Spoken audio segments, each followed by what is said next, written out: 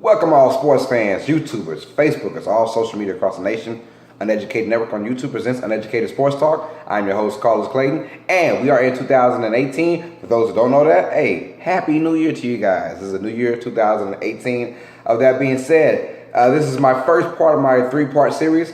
The best part, the good, the bad, and just the downright ugly parts of 2017 sports-wise. So with that being said, we're going to start off on a good note. Yeah, the good. So before we start, please like and subscribe to Uneducated Network. If you haven't already, please do that right now so you can see my show and many other shows on our channel. We are more than just a YouTube channel. We are a way of life. This is Uneducated Network. This is my show, Uneducated Sports Talk. So let's get on with the sports. Yeah, so right now this is part one, the good. Let's start off early in January 2017 for all the good things that happened throughout the 2017 year. The first thing, Clemson versus Alabama in the national championship. Deshaun Watson leads the Clemson Tigers to defeat Nick Saban's Alabama Crimson Tide 35-31 in a thrilling game. We had a game in 2016 where it was just as good, but this one was on Clemson's side. Last one, Alabama won. Clemson won this one. And that was just an amazing game to watch. Clemson being down for so long in that game. Deshaun Watson playing Superman, beating, which seems like an unbeatable team in Alabama every single year. And he came out and single-handedly, in my opinion, beat the Alabama Crimson Tide. And that was a great game. Then after that, we had Serena Williams. Yes, we're talking a little bit of tennis. Serena Williams wins the Australian Open. Pregnant, ladies and gentlemen. She was pregnant. She had a child in her, beating grown women at a sport that's very challenging and very demanding to your body. And tennis is a lot of cardio going involved. So that baby's just bouncing around in the stomach all day in Serena Williams' stomach. But it's just incredible to know what kind of talent, what kind of athlete Serena Williams really is when she wins an Australian Open. That means a major for tennis while there's a child in her. Serena Williams, you are just the GOAT. I'm telling you right now, she is the GOAT. After that, we got what's next? Oh, well, let's talk about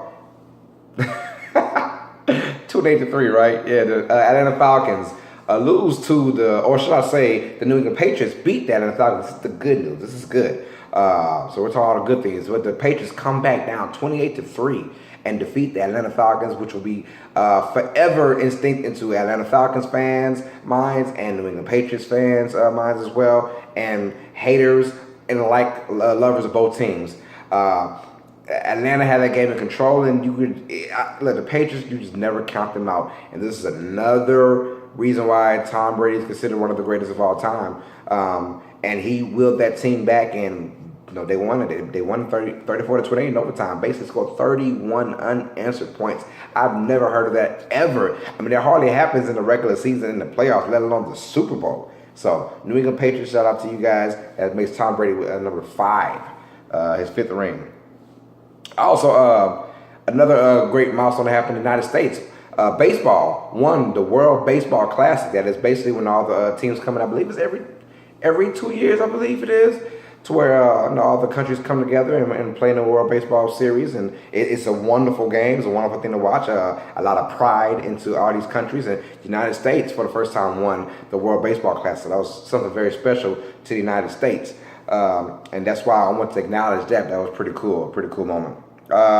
Also, the UConn women, they win 100 straight games in the 2017 season. Not 100 games in 2017, but they got their 100 straight win in the year 2017. Now that record had been going on for almost 3 years, but 2017 was when they got their 100th win, and that was an amazing feat for the UConn women. At the same time, they wound up still losing, and you had I believe South Carolina winning it all. That was just a great accomplishment by the UConn women. 100 straight wins, and it'll probably we'll never say never, but I mean, you probably won't ever see that happen again. Maybe. You just never know. On to the men. North Carolina beat Gonzaga.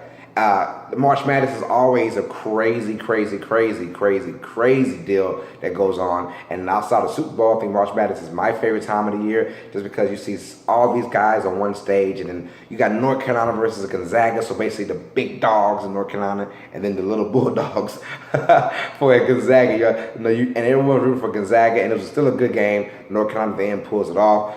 But no, what a great. The March Madness is always great every single time. The first round was okay, but the second round was amazing. And so there's always that one round that catches everyone's attention. But no, shout out to North Carolina. They were your NCAA men's basketball champions.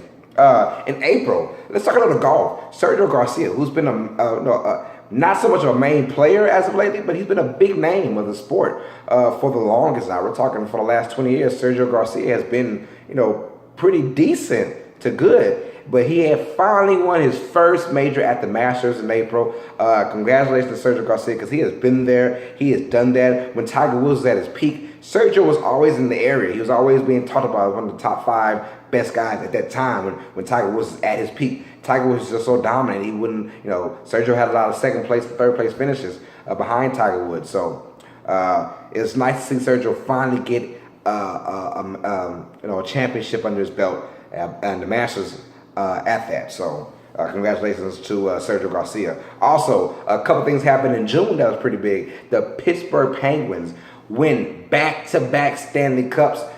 This time they beat the Nashville Predators, which was a very great series. And look, Sid the Kid, and it's kind of weird. You see hockey and people don't really look at it as a sport. Let me tell you something. Hockey is amazing.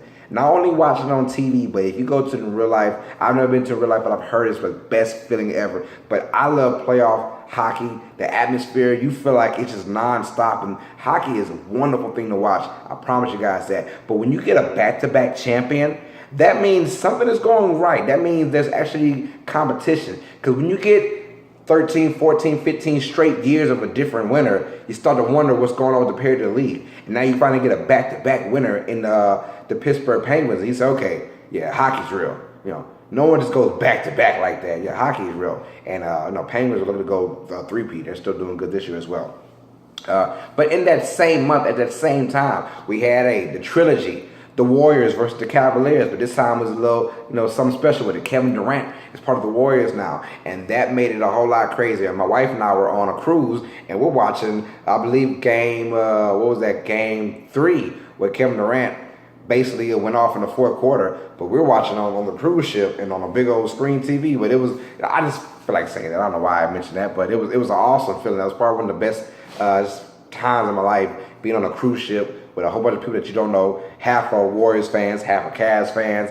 You're not really rooting for anybody like that, but you like hearing the banter, and it's a big old 2,000-foot screen TV that's projected that's showing the game. So that game in all, 4-1, Golden State Warriors win that, and it was kind of, some games are close, but the Warriors pretty much have that intact. But the Warriors do win the championship. Kevin Durant gets his first victory, and he also wins the MVP. And Steph Curry gets the second one, and LeBron loses his 5th one. That's how it goes, man. So shout out to the Warriors and to the Penguins as well. So having dominant fashion winning their respective sports. So let's go with July. Aaron Judge. If you didn't know him, you know him now for the home run derby. He demolished the home run derby. And they changed the rules to where you can get as many swings as you can within a certain amount of time. That was part of the reason why he broke the rules. But still, his power, his athleticism. I mean, he is so young, big, strong, talented. He is going to be talked about for the next 15 years. He might even break Barry Bonds' record, man. You just never know. He is that big, that talented, that strong. So I can't wait to see him next year. August was all about boxing. It was Floyd Mayweather versus Conor McGregor. Everyone was hyped about that. Although if you were a purist at boxing, you knew that Floyd was going to win the match, but there were still some guys saying that McGregor had a chance. He had no chance at all. But it was still a great match.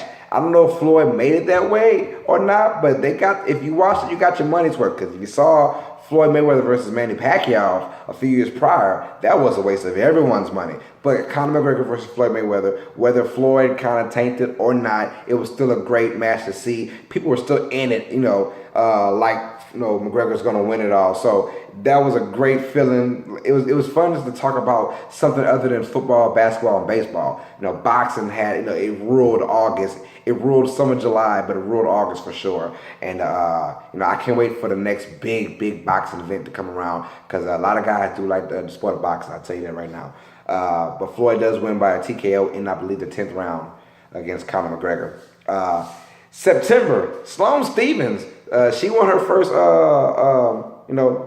her second championship. This one over Venus Williams, and I'm just saying because I have a huge crush on Sloane Stephens. She's my crush when it comes down to sports. She's just cute, and she's just cool. She's a cool person. So I had to talk about her for a second, man, because I don't know why. I just like her, But anyways, but the big one I want to talk about, the one in November when it all went down, November 1st. To be honest with you, the Houston Astros defeat the Los Angeles Dodgers in LA, Game 7 to win the World Series. It was an amazing World Series. If you thought last year's Cubs versus Indians was off the chain, well, the Dodgers versus the Astros was probably 10 times better than that, in my opinion. It was a wonderful matchup. Home runs galore. Pitching, timely pitching to end, timely hits. It was everything you wanted. They went 15 innings one time. They scored 50 freaking runs in one game. It felt like, look, it was a great series, and I hope that both of these teams will be back next year. Maybe we'll get a part 2 of it because both of these teams aren't going anywhere. But Houston had a devastation going on about that, and it was nice for the Astros to get a win. For the city of Houston, and their first ever championship as well. But both teams will be back, guaranteed. It was just a wonderful World Series, and I enjoyed every second of it. I'm a playoff baseball guy. I'm a end of the season baseball guy. I watched the last month of baseball, and then I watched the playoffs because it's so intense. Every pitch is crucial, and in this World Series right here, every pitch was definitely crucial because one bad pitch, and you seen that bad boy going, 500 feet. It feels like every pitch was enormous. Every hit was big. The tension, you can cut it with a knife. I know I hate that saying, but I really don't know what that means. But it was that intense, and I loved every second of it. That was probably my highlight of the year, was the Astros beating the Dodgers, because every game felt like it was down to the wire. Outside of Game 6, every game was just down to the wire. And then, of course, I think my second one will probably be Clemson beating Alabama, because the game, I can care less who wins the games. I'm not a fan of like either team of a college, but I just want to see it. I'm always a big fan of a good championship game. If it's good, I'm down for it. If it's close, I'm down for it. I don't like blowouts in championship games.